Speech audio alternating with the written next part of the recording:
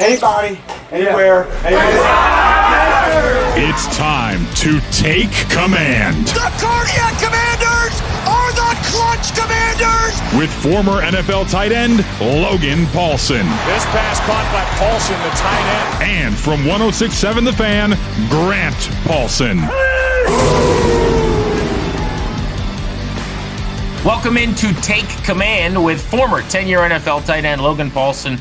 I'm Grant Paulsen. We're with you 3 times a week after the game, then a film review, generally Tuesday, Wednesday, and then we look ahead within the next couple of days to the upcoming opponent. So make sure you are feeling the rhythm of the week here and that you download, review, rate, subscribe, all that stuff to the pod so that we're in your feed when we drop a new episode. Of course, you can listen to us as well. Logan's got all of his Commanders obligations on their social platforms. I'm on 106.7 The Fan from 2 to 6:30 every day. All right, Logan, last time out was not pretty.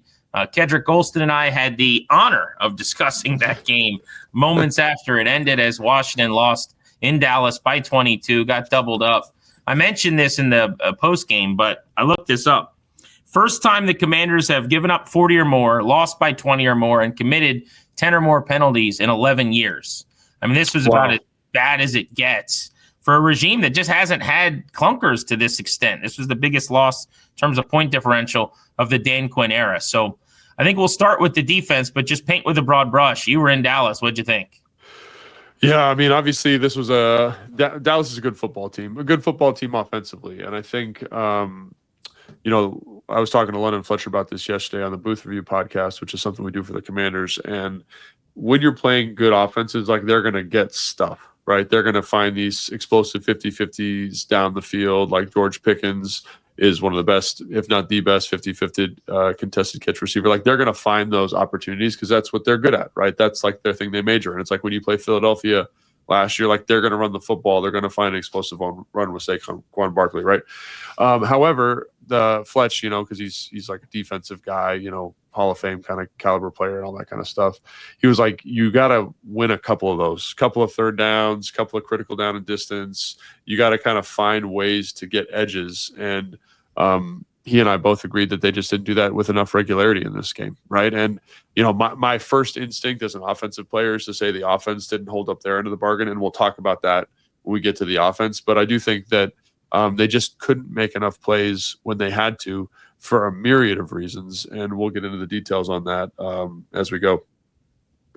So let's talk about the defensive woes first. We'll separate the offense for another segment, but this defense gives up chunks of 74, 44, 37, 33, 24, 18, and then 17, 17, 16, 15 in terms of the explosive 15-plus plays. It was a 5th time in 7 games they have not generated a single takeaway. So just starting with the defensive performance, when you watched it, what were your big picture thoughts on how bad this was? Yeah, going back and watching the film, I think there was a lot of things that came to the forefront. Let's talk about that explosive play to CeeDee Lamb. I think that's a really good example, and maybe like a microcosm of what's going on with the team. So, for example, like they're in some type of Tampa 2, which I really like the call. It's like this inverted Tampa 2. You get, Frankie Louvu as the flat player. I forget who the other flat player is, but kind of your atypical flat players. The corners are kind of running deep to one's Quan, one's Marshawn Lattimore in terms of the 2 shell, and you get someone running up the middle of the field. And I think you get some players who are in different spots based on guys coming new to the team and new roles. And so like nobody in Tampa 2, like that Tampa player has to carry the vertical. He has to carry CeeDee Lamb. And for whatever reason, that player is not doing it. So CeeDee Lamb is running wide open down the middle of the field, which is the weakest point of cover 2, right? Or a cover 2. Like if you're just running straight cover 2, the reason Tampa 2 was invented was to keep people from running down the middle of the field, right? So they don't carry that. And, on Dallas radio, they're talking about how that wasn't actually the route CeeDee Lamb was supposed to run. He just ended up running it because there was space there and he felt no one was carrying him, which is 100% right on his part, right? So coverage bust to start the thing off, right? The rush doesn't quite get home. They're not creating an effective pass rush. And that's kind of, I think, a mark of the injuries at the position. So we got a new guy as the Tampa player, not doing exactly what he's supposed to do. We don't get the pass rush. We're banged up on the perimeter of the defensive line. And obviously there's a big completion, and it's compounded by the fact that both post safeties are running into each other. That should never happen because there should be a Tampa player carrying that to the vertical, to the middle of the field, right? So I look at that stuff, and in the moment, you're like, I was so irritated because I'm like, man, two guys just ran into each other. What's going on? But that shouldn't have happened. It's a mental mistake that happened earlier in the play, right? So that's an example to me of the Commanders not doing what they're supposed to do. So compare that to the Trey Amos 50-50 down the sideline where Daron Payne wins quickly and Dak just lays a ball in there. Pickens does a great job catching it right on the right sideline there. That, to me, is something that I can deal with. Like, the coverage is pretty good. The rush is pretty good. Dak and Pickens make a play. When you're playing a team like Dallas, you can't have the unforced errors. And I think that's what that first explosive play, or maybe the second explosive play to CeeDee Lamb exudes or illuminates. It's the fact that the coverage call, to my money, is correct. It's a good call. It obviously confuses Dak, at least initially, right? But then we don't execute the call well, and then we compound it by making a kind of a Keystone Cops mistake. But I don't even fault the two guys that were involved in the collision because it shouldn't have even gotten to that point because of the way the coverage should be executed. But what is Lattimore doing on that play? Like, I get he's dropping. A half player. He's a half player. Like, he's tracking the ball. So think about this, Grant. That ball should never be completed there because there should be somebody running up the middle of the field with him, right? So he's there. He's got his half of the field. Quan's got his half of the field. Then they're converging to the middle because the ball's there. They're both trying to make a play on the football. They both run into each other. So, like, yes, did he make it? Did he compound the error? Sure, but I look at it and I say to myself, like, he is now operating outside the modus operandi for that specific call in the defense. Both of them are, right? Quan and Marshawn, right? Does that make sense? So to me, does. And I get what you're saying, like, in a vacuum. To me, it seems like his awareness on that play on Madden was a 0, where, like, you're tracking the ball like a punt returner in the middle of the field, and dude cuts you off, and then you take out the other DB. It's a Keystone Cops moment. I get what you're saying. I don't know that he necessarily. So Grant, where's that ball normally completed? If you're running, if no one's carrying, if you're playing Tampa 2, no one's carrying, like just playing cover 2, that ball is normally completed down the middle over the top. Seam. Yes, right. That's where the ball is normally completed. So to me, he's playing the ball down the middle over the top. Now, I'm not absolving him of responsibility. Like, I think if you were to ask him and you were to ask Quan, could they both have played it better? 100%. But I'm just saying it got to a point where it shouldn't have gotten because of a technical breakdown earlier in the down. And that's the thing that I find that I think, again, kind of is a microcosm of the larger issues with the defense, where it's like the call is good, and then all of a sudden we don't get the execution on the call, and then we get a breakdown in the secondary with two guys run into each other. So to me, that's more what that is. And again, like, I'm sure if you asked Marshawn today, he would say, yeah, I got to play it better. Quan would say the same and that's thing. Kind of the part I'm talking about, I guess. Like, I know everything you're saying about why the play went bad is correct. I'm saying, okay, it happened. Let's be a football player a little bit, like on the back end. But I think when you say let's be a football player, like, that ball traditionally is completed down and over the top. Right. He's playing it down and over the top. So again, like, you got to play ball, but like, again, like, how many times have you repped playing that football? No one runs straight cover 2 anymore, Grant. It's not a thing people do. Yeah. So all of a sudden you're in a situation where you're playing straight cover 2 because no one's carrying the vertical, right? So, like, how many reps this year or in the last 5 years of his career does he have at that? Like, that's my question to you. But you're saying it's just not possible that he would just look at where CeeDee Lamb is coming in the path and break up a pass. So this is the thing I think people sometimes have a hard time with is, like, you have eye discipline rules, right? So, like, when you're in cover 2, and I don't know their exact rules, but let's just make up some rules for the sake of this conversation, right? You are carrying number 2 vertical, right? So my eyes are on number 2. I'm playing with eyes on number 2 through 2 to the quarterback. Let's just say that's my rule, right? All of a sudden, ball comes out, right? It's not going to my guy. It's going to the middle of the field where there should be somebody there. I start tracking the football, and I think I'm in space by myself, right? So it's like you saying he should have awareness of CeeDee Lamb. It's like my vision is not on CeeDee Lamb. That's not my responsibility. I'm playing through to the quarterback. And all of a sudden, as I start tracking the ball, do I check that CeeDee Lamb's there? I don't know. I'd have to go back and watch the film. But I think like that's something that people who don't play in these coverage structures forget is their awareness isn't the all 22. It isn't the TV copy. Sure. It's what they're supposed to be looking at ideally. Yeah. And again, I think it leads to this kind of mistake. And again, the thing I would point to, and I'm not trying to make excuses for him, I'm just trying to provide context, is how many times has he been the half player in cover 2 in his career would be my question to you. So how many times has he had an opportunity to make a play like that in his career? And I would say it's probably less than 5 if I was really, really thinking about it. So like so I know people want to roast him. And again, if you asked him, he'd probably say that he can be better. And there's no doubt about it. And I think he would probably say that he could. I think that's my point. Then me and him agree, I guess. But I mean that's what good football players do is you take responsibility for something that. But I as a coach, right? I think I'd look at it and say is that a realistic expectation in that moment, given the number of reps he's had, given the way this defense is supposed to be executed, and I'd probably say no. And again, like that's I'm sure if you would ask Joe Wood Jr., he'd probably say something similar because that's what good teams do is they take ownership of those moments. You know what I mean? So yeah.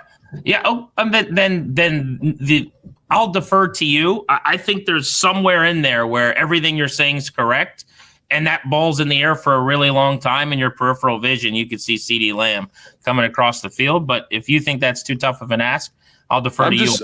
Grant, I'm just saying. Like I'm just saying. Like you played 7-on-7 flag football out with your buddies before, right?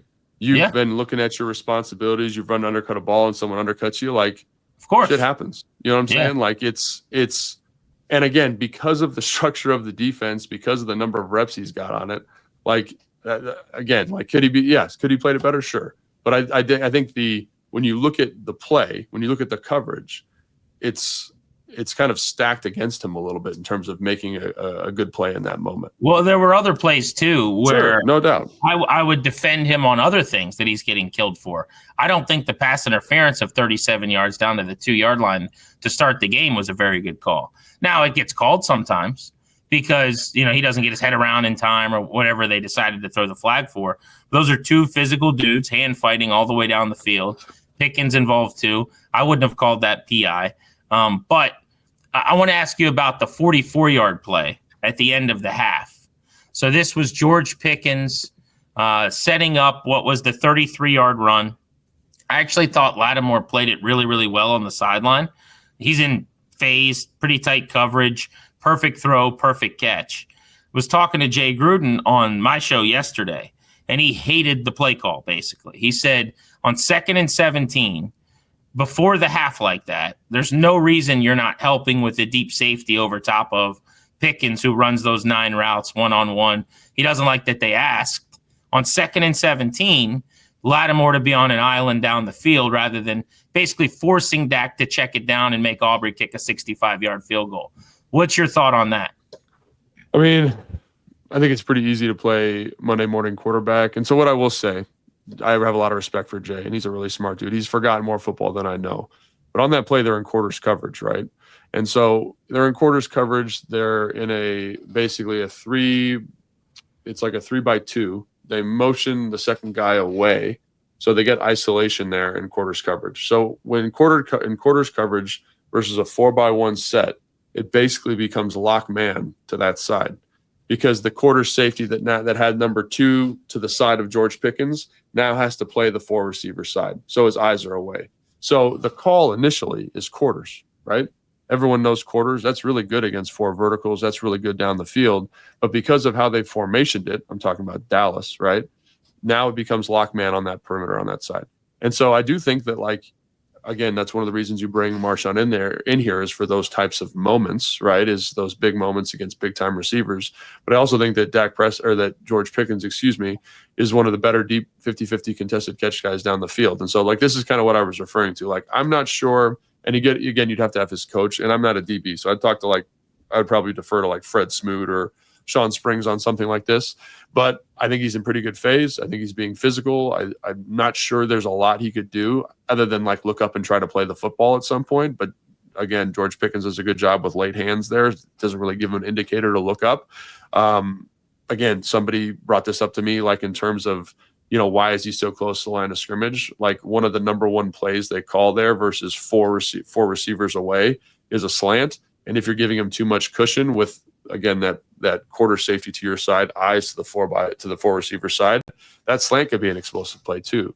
So I do think that you don't want to take your chances there though, and they gotta, it's less than a minute left in the half to rally and tackle a slant than a 50-50 ball with Pickens down the field.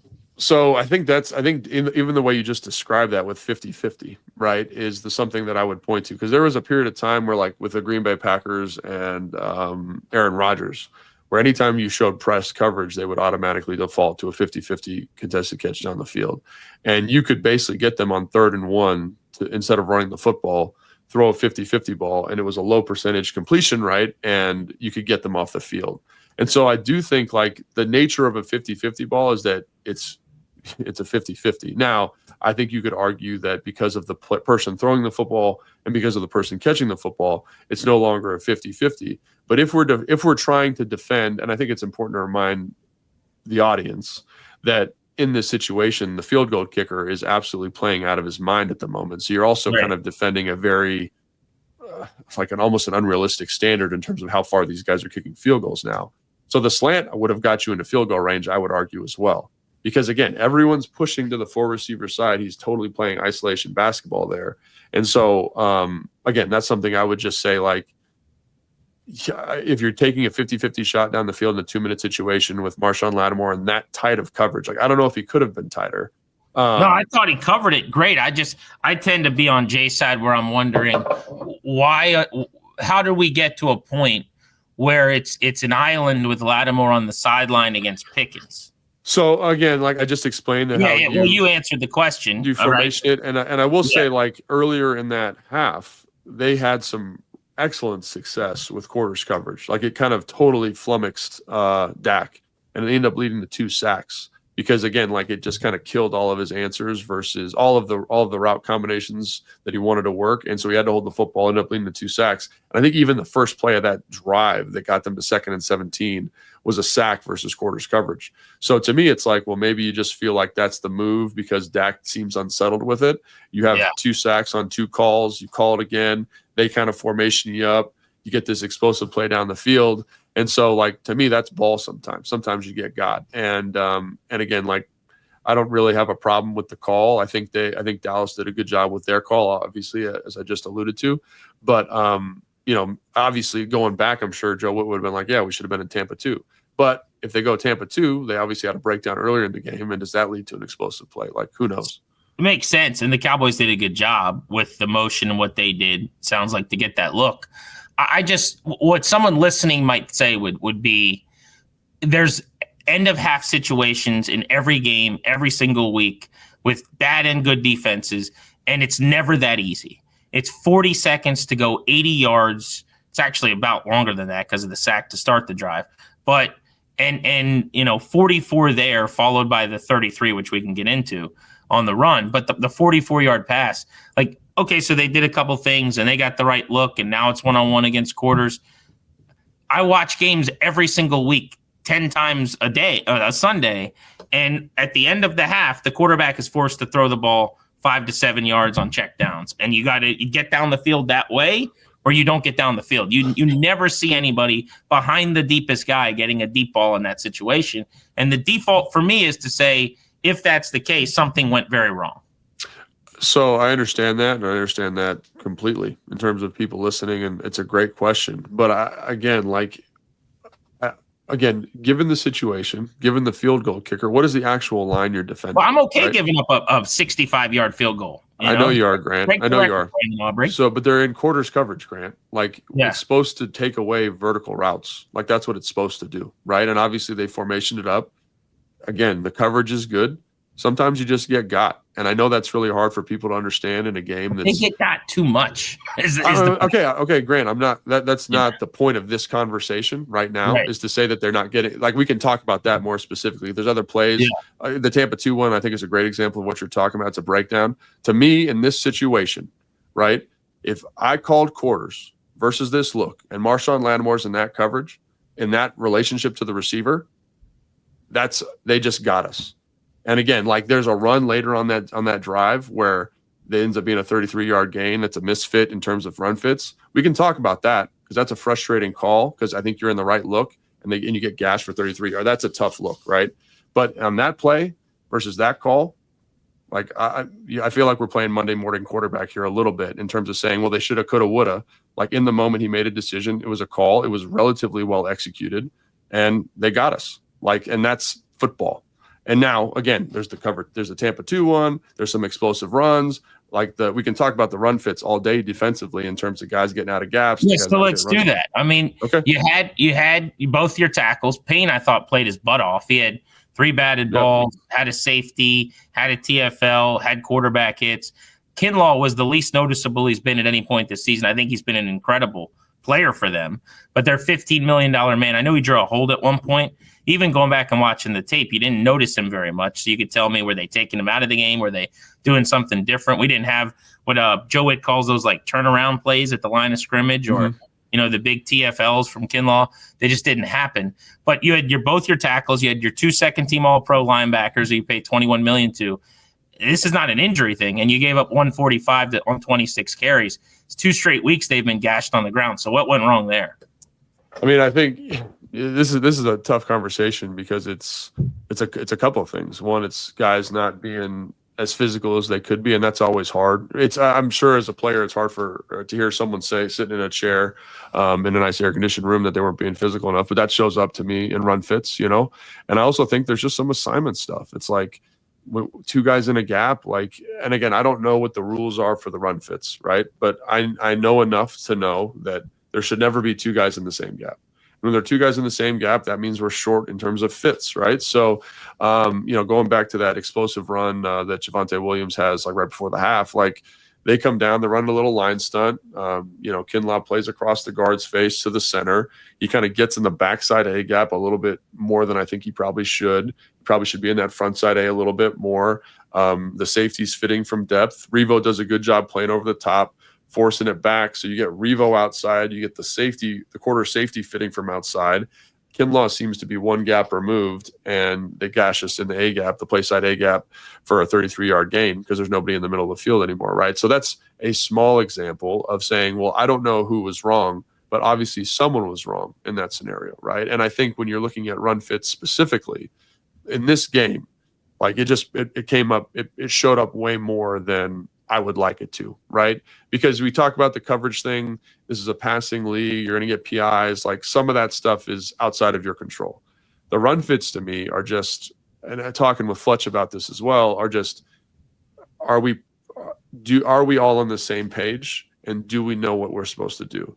And so there are times in this game where that's a question that I'm asking, and I don't have a good answer for it, right? And it's the same thing with some of the coverage stuff. It's like, why are we not carrying this vertically? And again, Dallas did some good stuff with regards to formations and motions that create challenges and challenge rules, and kind of say, oh, with this motion, do I need to be in the box? Probably, because this guy's going to carry, whatever that is. But I think, to me, that kind of stuff is maybe more indicative of the question you're asking, right? Where it's like, what is the solution?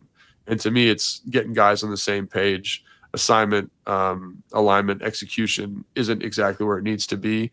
And I don't have a good reason as to why that is. But in this game, on those plays specifically that we just talked about, the Tampa 2 with nobody carrying the vertical, and a lot of these run plays, it was difficult to know what the actual execution should look like. And they were playing an elite offense. I mean, this Cowboys offense, like, the way Dak is playing right now, he's playing like an MVP. Right. Pickens, who I'm not a fan of. I just think he's a volatile goofball a little bit. Like, he's playing out of his mind. He's been amazing for them all season. CeeDee Lamb comes back, makes his presence felt. So right now, this moment, this is as difficult as an offense as there is to defend. I kind of grade on that curve. I go into the game understanding that. And then there was a little more pressure. We'll get to the offense, but they weren't able to keep up and kind of score the points they normally do to keep you in the game as well. I guess the last thing would be, and this is more for later in the week when we look ahead to the gauntlet here coming, starting with the Chiefs. But Dorrance Armstrong's been lost for the season. And he's their best pass rusher. He is leading them in sacks and pressures and quarterback hits and every other category. And he helps against the run. They've now lost Wise on one side, who is one of their really good run stuffers. Now you've lost Armstrong, so you're down both your top defensive ends. You got a third defensive end in Javonte Jean-Baptiste, who's out as well. So that's a cluster injury at a position that, this next man up thing is all fun and games until it's next men up at defensive end. Obviously at D-tackle, they're very healthy. I have questions about, Johnny Newton's getting out-snapped by Sheldon Day. Johnny Newton was the 36th pick in the draft last year. Sheldon Day was on the practice squad a few minutes ago. Got out-snapped by Eddie Goldman, who's retired a couple of times. Some of that's usage, obviously, because he's a big body against the run. But, they're super healthy at D-tackle. They're not healthy at all at defensive end. So this is not going to get easier here, Logan, either. I mean, you're about to play a Chiefs team that scored 61 points in the last 2 weeks. Yeah, it's not going to get easier. And I do think, I think we've made a lot of the injuries on the offensive side of the football with regards to the receivers specifically. But I do think you feel I think they miss Will Harris a lot, in terms of his communication and his leadership in the back end. I think you miss Dietrich Wise after going back and watching some of the Giants stuff and some of that Green Bay stuff. He was exactly what they needed at the position. Just a physical guy who understood run fits, who was going to be where he's supposed to be, who was going to make life hell for the tight end.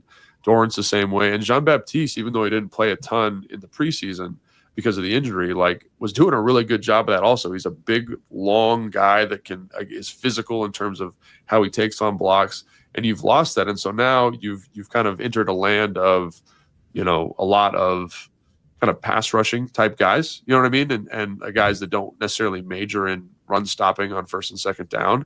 And there's a mentality to that, but there's also an assignment element to that. So how many reps did Von Miller get on with first and second down run fits? I don't know. You know what I mean? Preston Smith was, on the street a couple weeks ago. He's in. I remember this too. Sorry to cut you off, but yeah, go ahead. I remember doing a pod with you, and it's something I've talked about on my show a lot, but right before the season, where I actually kind of really liked their defensive line plan. Yeah. I obviously would have, like everyone else, of course you want TJ Watt at edge. Yeah, me too. But that's good analysis. Yeah, good exactly. Football players. Yeah, give me TJ Watt and give me Aaron Donald. But their plan, I loved because I comped it to you like a bullpen, where they're going to use guys in situations where they can thrive. So, with Von Miller, he's going to be a third down guy and a fourth quarter closer, right? With Wise, it's going to be rundowns where he can be heavy, and each guy, Jacob Martin, who, by the way, I thought played his butt off in Dallas. He had 7 pressures. Played out of his mind, awesome. I love that guy. And maybe he's the guy that steps up with Dorrance Armstrong out, right? But regardless, I guess my point is all of these guys offer something. If any of them were, at this point, super complete, they'd be all down, highly paid players. But they all give you a skill. And I thought they were going to be okay, it's the 7th inning, we're going to our lefty against these lefties. Okay, it's the 8th inning, this guy can't hit off speed, so we're going to our, whatever. They can't really do that now because of all the injuries. And so Von Miller's playing on first and second down, and Jacob Martin's an all-down defensive end. And so my point is, obviously it's not going to work as well. This is no longer the plan. The plan was this thing where we got these 8 guys we like. And I know that's not expected that they would all stay healthy. But there's probably a middle ground between that unrealistic expectation, especially after last year when everybody was healthy other than John Allen, basically, and the regression this year where nobody's healthy. And so now it's it's just not what they set up the plan to be that we all liked so much going into the year on the D-line. Yeah, I think you feel that. I think you feel it there. It's just tough. And this is a tough sport. And this is some part of the deal with the NFL is guys get hurt. And so now it's how do you handle this? Now Adam Peters has got to go kind of scour practice squads, figure out if there's anybody available to bring in here to kind of help them with this vision. But yeah, you do feel that lack of depth, specifically with guys like Jean-Baptiste and Dietrich Wise. Like what they were doing was really, really valuable for this team. And so you lost both those guys, and you lost Dorrance, and it's hard to stay effective when people are banged up this way. Totally is. And yet this is the gig, right? They got to find a way. I just watched the Lions last night without any of their DBs shove it on the Atlanta Falcons, right? Kyle Shanahan has the 49ers picking random dudes out of the crowd to play, and they're 5-2. I'm not saying that should be the expectation. Like, I'm not some tough guy. Injuries don't matter. But it also can't be that you just kind of fold up shop and now, you're giving up 40 a week. So they got to figure something out, and they'll go back to the drawing board and try to do that. Where you have empathy is now you got to go to Arrowhead. Then you get the Seahawks off a bye. Like that. That's not fun. Then the Lions into town. This is going to be a gauntlet of a stretch. We're about to find out a lot about this group.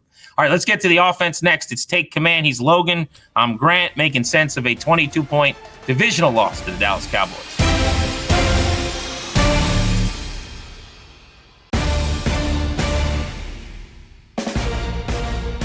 Take Command, Logan Paulsen. Grant Paulsen with you. Commanders drop a game 44-22 to the Dallas Cowboys. We're doing Logan's film review, going back through some of the specifics on how we got here this week as Washington is now 3-4. All right, let's look at the offensive side of the ball. I want to start with the run game. This is the biggest surprise to me of the day, is that against the number 26 run defense in the league in EPA per play, they couldn't really run the ball. They came out running it well. They had stacked boxes and 8 and 7 yard carries on the first two runs against 7 or more in the box. And as the day went on, even against 4, I saw a number where they rushed against 4 in the box 4 times and averaged 1 yard per carry in this game. 4? So, what do you mean 4? Like a 4-man front? Yeah, 4-man front where it was a super light box where like linebackers are, off the ball by X amount of yards and basically not a heavy box. And still against a 4-man front, they averaged 1 yard per carry on those runs. So that's not like they loaded the box because they didn't respect the receivers, which happened some in this game too. But where do we go here? Yeah, I'd be interested to see which plays they designated that way and why they designated that way. Because I actually felt that when they were in 12, 13 personnel, even some 11 with Luke at the F, that they were in heavy boxes and they brought a ton of pressure on first down. And they brought a lot of like nickel or strong safety, depends how you characterize the player, kind of stunts to the open side of the run. And so what they're doing there with some of that stuff is they're basically saying, like, you now have to target this player who's on the perimeter here, and it just peels all the double teams. So, like, they had a little bit of success early with, like, a duo kick with Bates kicking out the defensive end, and they brought a strong safety pressure that I'm describing, where they kind of bring the pressure, then they stunt basically towards the run. And they kind of got lucky because somebody got caught in the wash. The combination was able to get off and ended up being a little bit of a gash. They ran a duo out of 13, same type of thing. But after that, the pattern that they were bringing got a little bit more efficient. I'm talking about Dallas. And again, like, you just got the targets got kind of jacked up. And again, out of 12 and 13 personnel, like, there was a ton of this, like, we're bringing the nickel or strong safety, whatever that is. We're stunting the front. And because that guy – a general rule for offenses is you don't block safeties. Like, the receivers would block the safety as an example. But when you're pressuring that guy to get the run started, you have to target him, right? So then all of a sudden, because you're targeting a safety, you're now short in terms of what combination is going to get to a linebacker. And so I felt like there was some of that going on. And people say, well, that happens all the time. Like, how do you insulate yourself? One is you get more reps versus that look. One thing that stuck out to me is prior to this, obviously Jaden Daniels and Cliff Kingsbury, they do a great job kind of reading the nickel pressure and then throwing the bubble. And they did not do that at all in this game. And I don't know if it's because they were getting man coverage on the perimeter, but there was a couple times where they're bringing the nickel pressure, they're showing it ahead of time, and you could throw a bubble. And again, it is man coverage, but the guy's an off man or they're an off shell. And so that was a wrinkle that I was surprised that we didn't see more of in this game. If they're going to bring this pressure on first and second down versus this group of personnel, like we should probably be dishing that ball out a little bit more. And I felt like maybe not having Deebo Samuel, like that's where you feel his effect a little bit. You just feel less confident in the production of those little kind of, they're not RPO, but like run alerts. Like if you get certain pressures, you're going to alert the screen here. I felt like you could feel his impact maybe in terms of the willingness to get the ball out to that player on some of these first and second down run pressures from Dallas. Take command with Logan Paulsen and Grant Paulsen. Yeah, it didn't seem like as the game went on there was any running room at all for Ja'Cory Krosky-Merritt. Like, to me, this wasn't what's he doing here? You watch it, and he's getting swallowed up at the line, or he's getting hit twice in the backfield, redirected. So it did feel, some of what you just said, you could kind of see that watching it back. Sam Cosmi played for the first time since the playoffs. You expect a little bit of rust probably. What'd you see from him? I mean, it's been a long time since he played football, and kudos to him for working hard to get back. But he replaces Andrew Wiley at right guard. First time we've seen this alignment. Yeah, I think like you said, like first time coming back, there's probably a little bit of rust. I don't think he played poorly, but I don't think it's the Sam Cosmi that we saw, who's a borderline Pro Bowl player either. Like he's still kind of getting back in football shape, getting used to moving, getting used to leaning on people. And again, he did some really good things, but also there were some things where you're like, like that's him kind of getting back in the swing of things a little bit. So, yeah. And again, like this is a tough game to come back. If teams are going to play us like this in terms of the stunts and the pressures, like we got to get more efficient at targeting them, and we got to get more efficient at having solutions that put the offense in a better situation. Because it's just having been a guy in the blocking surface a ton, like when you get this kind of movement on first down and second down versus some of the runs that they're calling, it's really, really, really challenging to be effective in combinations. Because one of the things about duo, as an example, is you want to make sure you get on the double team, you sit on the double team, you create horizontal movement, horizontal and vertical movement. But all of a sudden we get these line movements, you're peeling the double teams right now, because the rule on duo is I got to protect my inside gap. So I would say Cosmi looks good coming back. I think it's a general kind of philosophy and approach that needs to be modified to account for this, because I do think this is what teams are going to be doing more and more as the season progresses, because obviously it's something that is a little bit of a bugaboo for our run game stuff. Yeah, no doubt. By the way, his PFF pass blocking grade, and I know that's not gospel, but I think, they watch every play and grade it as best they can, was elite. I mean, they had him in like upper 80s in terms of pass blocking in his first game back. Run score was not nearly as good, but it's more complicated, as you said. Like there's timing to that, and that's where the rust could show up. You said something, I don't remember the exact quote, but something like, if it's going to be like this with how defenses combat them, then they need to, they're basically finding solutions becomes the challenge. What does that mean? Is that a coaching thing, a scheme thing, or like in real time? What do you mean by that? Yeah, I think it's just kind of like probably prior to this, you weren't expecting to see a ton of this. Like I went back and watched the Giants game, and I watched the Las Vegas game, and those teams didn't do this. They just kind of played their normal defensive coverage. And again, Schottenheimer came out in a press conference after the game, was basically like, why did you bring so much pressure? Why were you so aggressive? And it's like the analytics or the statistics show that we should play the team this way. And so I do think that more teams are going to do this. More teams are going to be bringing these line stunts, first and second down pressures, 5-man rushes, 6-man rushes on first down. And again, like that's hard sledding. So either we got to rep that more and just kind of be prepared for that, kind of no matter who we're playing, or we have to develop solutions to augment and make the runs more effective versus those looks, or call runs that account for that movement. And again, that is, kind of a game plan preparatory thing. And, for example, like I would have got by Eberflus this week because I was not expecting him to be that aggressive, because historically he has not been that aggressive. So I do think that, we talked in the preview pod about how he's going to do his thing. You could play. He did not do his thing. And he did not do his thing. They went man 48% of the time. They don't really do that. I think that was probably indicative. You could agree or disagree with me on this. They didn't fear the receivers probably, so they just said, okay, we're going to play man on the outside against Robbie Anderson and Luke McCaffrey and Jalen Lane, and they can beat us or not, but we're going to, as you said, do some more aggressive things coming downhill in the run game especially. But they played almost half man. They were one of the lowest man teams in the league coming in.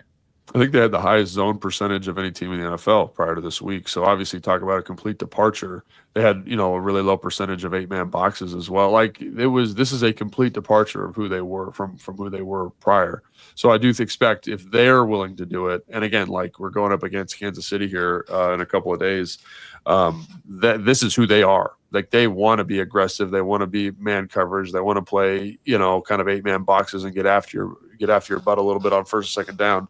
I think that's who they're going to be, and so like it's not going to be alleviated. Like we just need to think about ways to put the offensive line in better positions with some of these targets, and find ways to again like just make it easier. And I think about the little bubble screens and stuff. When you're bringing nickel pressure, if you're disguising it, that guy's off at 12 yards. We can hit that little bubble. And again, that's not going to be a touchdown necessarily, but it can be a 10, 12, 8-yard gain, and it can discourage them from continuing to run the pressure. So I was a little surprised, and they did a lot of stuff where the back is offset away from the two receiver side, which makes it hard for the quarterback to read that you can do it, but it is challenging. So I just wonder, what was the emphasis of that in the game plan? Why? Because again, that was such a big part of this offense earlier in the year. Why did they get away from it? Again, was it because Debo's out? There could be a myriad of reasons, but those were some thoughts I had about the run game specifically in terms of insulating it and just making it easier for that group moving forward. So looking to see what you saw then, Logan, on Josh Connerly. A lot of people have talked about 3 penalties were called against him, and he was assigned 4 pressures by PFF in this game. He'd been playing at a high level since the first couple of weeks. What did you see on the tape? Yeah, I think you saw a guy that's getting used to playing in a road environment that gets pretty boisterous in there. You've been to Dallas before, and it's a tough place to play from a sound noise level. And I do think you felt that a little bit in terms of some of his sets, he kind of reverted to some old habits that he had earlier in the year where he's kind of given this soft outside shoulder. And again, like that's one of the deals of having a young player in the lineup is you got to deal with some growing pains. And I think, at least me, I can't speak for everybody, but I've been very pleased with his progression. This feels like a slight step back in terms of what he's been doing, but I think there are reasons and explanations as to why that would be versus this team. Again, you're seeing a lot of different looks, a lot of movement in the front, a lot of different pressures. And when you're stressing a player mentally, you're stressing them from a snap count standpoint. I think you're going to find that pressure burst pipes. And I felt like that was a little bit, Josh Connerly in this game. Yeah, I think that's probably fair. All right, then let's go skills-wise. We talked Jaden Daniels here. First off, he's injured, which is ominous, but hopefully he's okay. They said it's not serious or long-term, but it's a hamstring. We're recording this pod. We don't know anything about his status for this coming week. I don't know. I mean, with hamstrings in a running quarterback, I worry, just like I would a receiver or running back. Like right. If he were to play Sunday, you would know this better than I would. I would think you're more at risk of doing something worse to your hamstring, but I'm not a doctor, so I guess I shouldn't speculate. But this is now multiple injuries this season. It's 3 if you go back to last year. To me, the whole story is they got to keep him healthy. He's got to stay on the field because he gives them a chance to win every football game if he's out there. Yeah, I don't disagree with that. And I think, he's a good football player. He's probably the best football player, most impactful football player on the team for sure. And so, yeah, with the hamstring, I don't know. It'll be interesting to see how this progresses. Like I went back and watched the clip and kind of saw the mechanism of injury. And it's not It was the play before, right, where he ran out of bounds and grabbed the hammy where he got hurt. I think the way I saw it was like he kind of like stomped his foot down on the sack. And like when you're catching yourself, like that eccentric load sometimes can give you a little bit of juice in the hamstring. So I might have missed it on the play before. But so Quinn said he got hurt the play before. And when I went back and watched it, you could I think it was like he ran out of bounds, if memory serves. Okay. But he kind of just grabs at the back of his leg briefly. And you're like, oh, I wonder if he just felt something. And then the next play is where it went on him or whatever happened. Happened. You know what I mean? Yeah. So, again, I don't know. Hamstrings are funny, right? Like I remember I had a chronic hamstring injury in 2011, and I was able to practice on it and play on it and run, but it always kind of felt like it was going to go. You know what I mean? I get bruising every day, and it was really tough. But again, then I had another one. Did you run full speed? No, I wouldn't run full speed, but it was like, I could run I remember the route tree was like, if it was inside of 10 yards, I felt like, okay, you know what I mean? Like I felt like I could handle it. But if I really had to open up and dig, it was like, I don't know what's going to happen. But then I had an injury in an off season where I pulled my hamstring and I couldn't do anything. You know what I mean? Like I don't know what the injury is. We don't know what the injury is. So, I would be skeptical that he does play this week if it is like a full pull. But also, I think the other thing to just point out is he might have come back in the game, but the game was so out of hand at that point that there's no reason for her to come back. True. So I just, in fairness, he played through or finished the Packers game too. Yeah, and then he was basically out for 3 weeks after that. Yeah. Right. Yeah. So No, he's tough as hell. He played through a broken rib. He probably should have been out for a month last year. Yeah. So again, like hamstrings are funny. Like some guys handle them really, really well. Some guys don't. It just, we'll see. I would be, although I would be, again, just given my history with hamstrings, I'd be a little bit skeptical that he plays this week. So then on Jaden, so I am willing to, like, on that play where he fumbled, assume that, that the injury is why he fumbled. You know what I mean? Where like Mike Evans last night, I don't know if you saw, he like broke his clavicle in like a really scary looking diving play. And he had a catch, and as he's like rolling over, the ball lets go of the ball. Because in that moment, screw this football. I'm not that concerned about it. It's no longer life. My clavicle is broken. You know what I'm saying? And so I don't know if that's why Jaden fumbled on that play. It's like, oh, that pain is excruciating, and I'm going to worry about my hamstring. And I don't mean you make a conscious decision as much as it's just what happens in the play. But it's 2 times in 2 games where pretty carelessly he's lost a fumble in the backfield, which was not a thing necessarily at any point last year. I don't think it's something to worry about moving forward as much as it is an observation. -5 now for them in turnover margin this year. Only a couple teams came into week 7 worse than that. The Ravens, who are having a terrible year, and the Jets, who haven't won yet. Last year at this time, they turned the ball over 3 times. This year, I think it's 8 times. And when you're not generating takeaways, obviously it compounds it and becomes a bigger deal. But your thoughts on that? Yeah, I'm not that worried about this turnover specifically. Like, I think you get quick pressure, you're trying to make a quick move. Could he be more protective of the football? Sure. I don't think it's going to be like a long-term thing necessarily, like where he's fumbling all the time.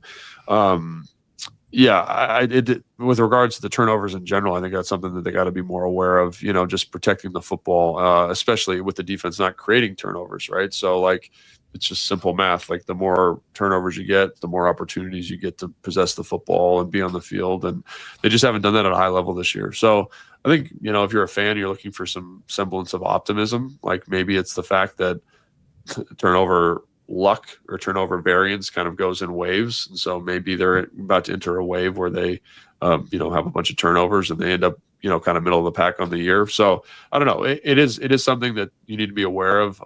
I've never been a guy that has understood how you coach it. Obviously Dan Quinn has been able to bring that with him in multiple places, but like, to me, it's like every place I've been at, they say, oh, we're going to win the football. Oh, we're going to take care of the football.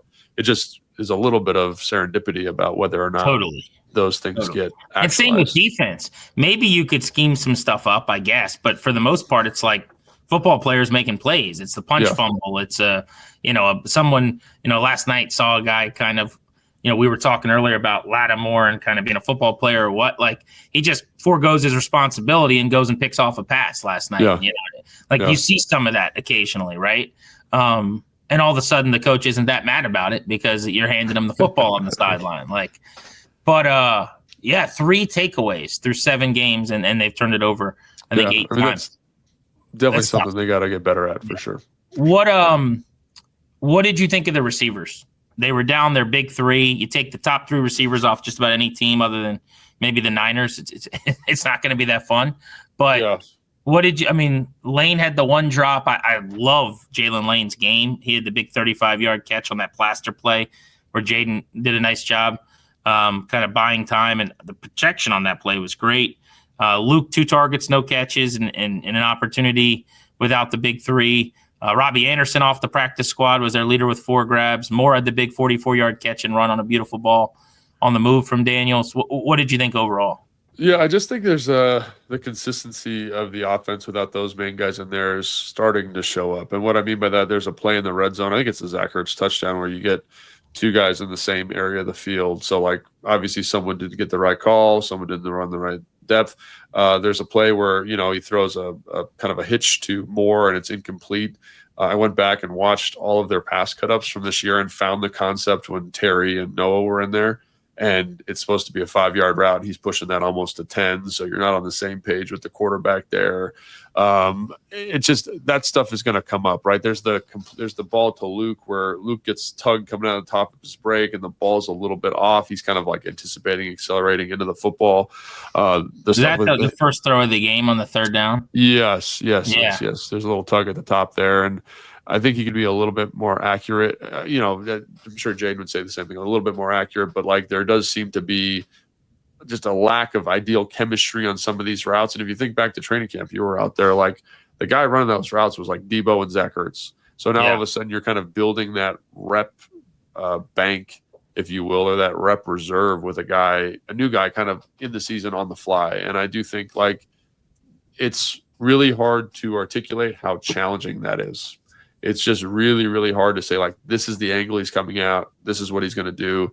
And then to get, honestly, like 3 bad drops in this game, I thought was also a little bit surprising. Like, I go back and I look at the PFF stuff with adjusted completion percentage, and his completion percentage was 51%. And then if you adjust it with the drops in there, it's 71 or whatever it is. So, like, obviously these are significant plays in this ball game. And that's not to say he was perfect, but I do think, like, it's just the lack of chemistry, the lack of timing just kind of pops up in these weird moments and really makes it hard to run an effective offense. And again, like Jane Daniels misses that completion to Zach Ertz where they're not quite on the same page. There's like a hook player right underneath it. He puts a little bit more air on it than he needs to. So I do think there's a lot of that just miscommunication. And I think another thing is just lack of offensive rhythm. I've felt this as a player sometimes when you'd go 3 and out a couple times and you just were kind of pressing a little bit more than you should, trying to do more than you needed to. And again, like all of that stuff seems to be showing up here. And, I look at the games they've been successful and they've had kind of easy button moments where they've been able to find an explosive chunk play or they've been able to run the football efficiently. And right now, at least standing on the sideline, everything feels hard. And we talked about why that is in the run game. In the pass game, I just think we just got to find ways to get guys more on the same page. And I think also when you look earlier in the year, I went back and watched the Giants game and the Las Vegas game. Like Jane Daniels did a great job versus zone coverage. And now in man coverage, like there's just not enough space. You're not getting guys who can create kind of top shelf separation all the time. And I do think it's negatively affecting Jaden in terms of his ability to execute at a high level. They got some things to figure out. An extra day to do it. Monday Night Football against the Chiefs, but you're playing against now the MVP favorite and Patrick Mahomes, an offense that's cooking. Rashee Rice is back, so it's going to be a very, very tall order. But I always feel like, the NFL is an amazing sport because you get the game and then you get the week for us all to opine and yell and talk about it all. But it's never really as good as it feels when, like, everything's going great. You think about, like, New England or Chicago right now where they haven't lost in a few weeks. And it's also never as bad as it feels either.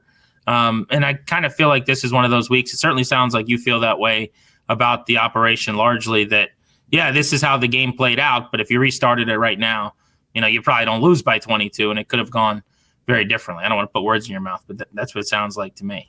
Yeah, I mean, I think this was a tough game. It was a tough game in terms of execution on multiple levels. And like as people get hurt, the margin for error gets smaller and smaller and smaller. So, if the team was at its best, like they probably have the ability to overcome some of these miscues.